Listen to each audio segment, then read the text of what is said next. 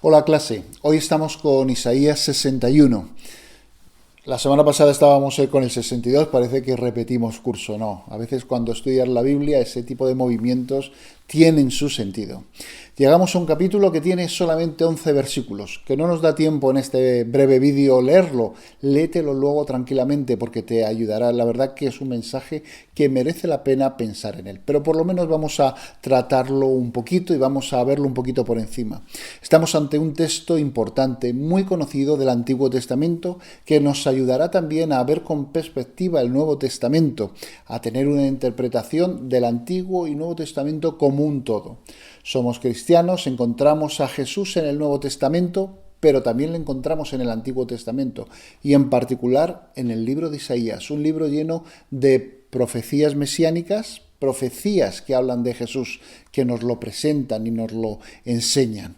Es un texto muy especial el que vamos a ver hoy por diferentes circunstancias que veremos. Si empezamos por los versículos 1 y 2, dice así: El Espíritu del Señor Dios está sobre mí, porque me ha ungido el Señor, me ha enviado a predicar buenas noticias a los pobres, a vendar a los quebrantados de corazón, a publicar libertad a los cautivos y a los prisioneros apertura de la cárcel, a proclamar el año de la buena voluntad del Señor y el día de la venganza de nuestro Dios, a consolar a todos los que están de luto. Si no conociéramos el Nuevo Testamento, ¿de quién está hablando este texto? Bueno, con lo que hemos estado viendo del Antiguo Testamento de Isaías, fácilmente diríamos está hablando del llamado siervo de Jehová. Como conocemos el Nuevo Testamento y sabemos, digamos, el final o el desarrollo de la historia, podemos identificar claramente que se está hablando de Jesús. Además sabemos esa identificación que Jesús hizo de ese texto cuando él se encontró con él en la sinagoga, cuando lo leyó.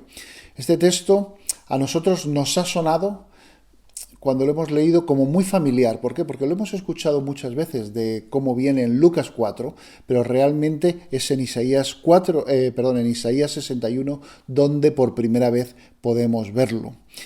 Pero seguro que nos suena más del Nuevo Testamento, ya que el Antiguo Testamento lo leemos mucho menos.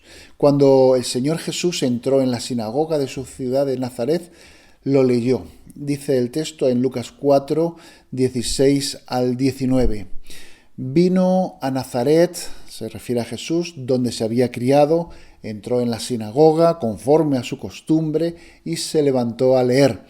Se le dio el libro del profeta Isaías y habiendo abierto el libro halló el lugar donde estaba escrito el Espíritu del Señor, etcétera, que hemos estado leyendo antes. Luego, este pasaje es muy importante porque es el primero que, digamos, leyó públicamente Jesús antes de empezar su ministerio en Nazaret. Como veremos, es una declaración de intenciones, una presentación. Pero si lo lees cuidadosamente, verás que el Señor no termina de leer todo lo que viene en Isaías, sino que se para. ¿Te habías dado cuenta de eso? ¿He captado tu atención sobre este tema? No sé si acabar el vídeo y ya que mires qué es lo que no leyó el Señor. Bueno, voy a explicarlo más adelante para que nadie con el suspense le suba la tensión. Pero no lo haré todavía, sino que vamos a continuar con la historia. Dice, Jesús estaba haciendo su presentación, es decir, se presenta, hay una declaración de intenciones, está usando un texto que todos ellos conocían perfectamente, está explicando su ministerio en la tierra, aquello para lo que había venido. Dice que es el ungido. Ya hemos dicho otras veces que se ungían a los reyes y a los profetas. Jesús tiene la condición de ambos y además son dos títulos mesiánicos estos dos. Y su mensaje era un mensaje de esperanza para todos. Dice, me ha enviado a predicar buenas noticias a los pobres, a vendar a los quebrantados de corazón, a publicar libertad a los cautivos y a los prisioneros apertura de la cárcel, a proclamar el año de la buena voluntad del Señor. El texto es de alegría, es de consuelo, es de gozo. Se acuerda de los pobres, aquellos que son necesitados, aquellos que Jesús ya llamó bienaventurados y les prometió el reino de Dios. Se acuerda de los enfermos, a los que promete, bueno, no tanto la sanidad, sino cuidarles, vendar. Vendar es incluso, bueno, compatible con consolar, pero está hablando de hacer algo por ellos, de cuidarles. Aunque en este caso está hablando de los vendar a los quebrantados de corazón. No creo que se esté refiriendo a aquellos que han tenido un infarto o diferentes cardiopatías, sino a aquellos que tienen un sufrimiento de corazón, aquellos que lo han pasado mal, o aquellos resentidos, o aquellos que en su deseo no hay limpieza. ¿Eres un quebrantado de corazón? ¿Te sientes dolorido? Si es así, el Señor ya te está ofreciendo su vendaje. Dice que viene a publicar libertad a los cautivos y a los prisioneros, apertura de la cárcel. El Señor nos trae libertad. El Evangelio es libertad. ¿De qué prisiones? Dirá alguno, porque la verdad que nosotros vivimos en un estado donde pues yo creo que la mayoría no pasamos por la cárcel, por lo menos no por nuestras ideas y menos aún por nuestras creencias. ¿A qué libertad se refiere en este momento? ¿Tiene que ver con nosotros? Claro que tiene que ver con nosotros. A veces creamos unas prisiones más grandes que incluso las que puede crear un Estado. A veces creamos unas cárceles en las cuales nos metemos de cabeza. Unas, ¿cómo diría? Unas servidumbres. Algo que no viene ni siquiera en la palabra, algo que identificamos a través de un legalismo que nos hemos inventado nosotros y nos olvidamos de esa gracia, de esa libertad que hay en nuestro Señor Jesús. Jesús significa vida, Jesús significa libertad y estar con Jesús es estar en una vida con libertad, libertad espiritual que va más allá de la libertad incluso física. Bueno, no me he olvidado del resto de la frase que había omitido el Señor Jesús y que no había mencionado. Dice en Isaías, y el día de la venganza de nuestro Dios, o del Dios nuestro. ¿Por qué no cita el día de la venganza Jesús? ¿Por qué no lo citó? ¿Sería que no quería darles las malas noticias y se quedó solo con la parte positiva? Puede ser, pero ahí hay otra intención. Observemos lo que dice Lucas. Dice que después de haber leído, enrolló el texto, es decir, había una acción deliberada de acabar de leer el texto completo. En Lucas 20:21 del capítulo 4 dice, enrollando el texto, lo dio al ministro y se sentó. Los ojos de todos en la sinagoga estaban fijos en él, y entonces empezó a decirles, hoy se ha cumplido la escritura delante de vosotros.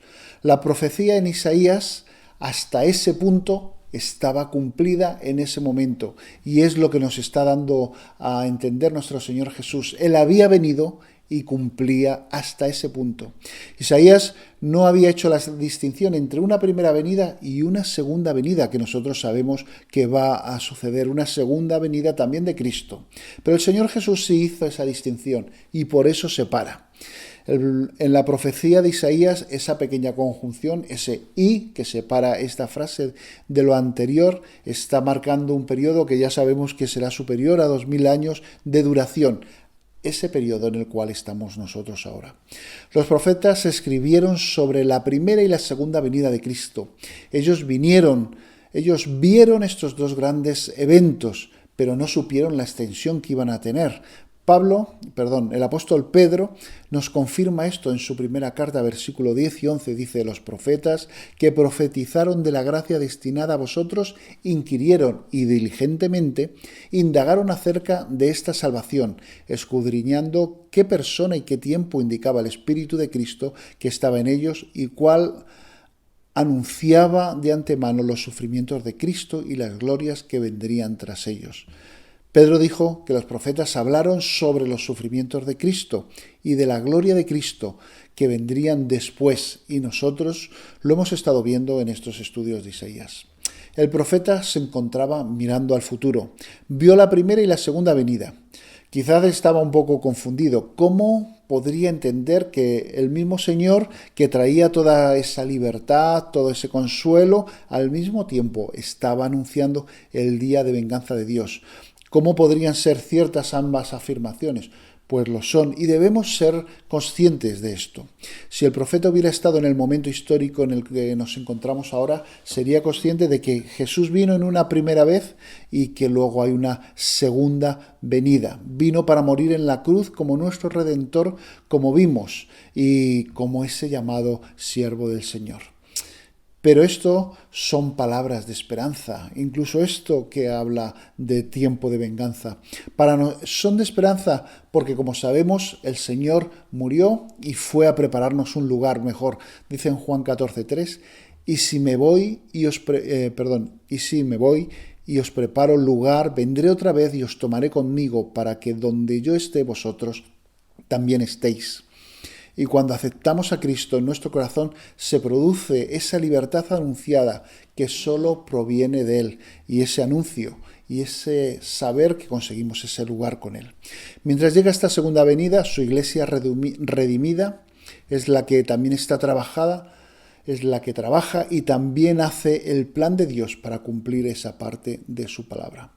Quisiera terminar simplemente con una última reflexión o incluyendo un último dato. Se habla del año agradable, el año del jubileo, el año santo, como queráis llamarlo, que tiene que ver con cuando pasaban muchas de las cosas mencionadas, es decir, la libertad real de los cautivos, la redención de la tierra. Hablamos de un hecho, de algo que se celebraba y que el pueblo esperaba. Estas palabras evocan ese año del jubileo, lo podéis ver en Levítico 25, en Jeremías 34, muchos textos. Cada año sabático, los israelitas debían permitir que la tierra permaneciera en barbecho y liberar a los esclavos. Era un año de descanso para la tierra y para los animales de trabajo y también para los seres humanos. Podemos verlo en Éxodo 21, Deuteronomio 15. Cada 50 años, es decir, cuando terminaba un periodo de 7 años, o 7 periodos, de 7 años, se producía ese año jubileo. Ese año en que los israelitas redimían cualquier tierra que hubiera sido vendida. La idea era que la tierra pertenecía a Dios y que eran ellos quienes, confiando en Dios, ahora volvían a poner cada cosa en su lugar y a cada uno devolverle su propiedad. Cualquier israelita que había sido forzado a vender y a la servidumbre por las deudas o los líos en los que se hubiese metido debía ser liberado. Entonces ambos, el año sabático y el año del jubileo, se dedicaban a la libertad. Nosotros tenemos acceso a esta libertad en Cristo y la decisión de vivirlo está en ti. El principio de mayordomía sigue siendo el mismo: reconocimiento de la soberanía de Dios sobre la tierra, sobre las pertenencias, y eso es lo que nos va a hacer libres en Él y no depender de cada cosa que tengamos. No sé si experimentas en tu vida esa libertad de la que hemos hablado, pero esa libertad nace de tu relación con Jesús. Ya no tenemos que esperar 50 años para ese encuentro de libertad con el Señor. Ahora es el momento en el cual puedes aceptar el vivirlo y sentir, como decíamos antes, ese vendaje de nuestro Señor para tu corazón. Que el Señor os bendiga.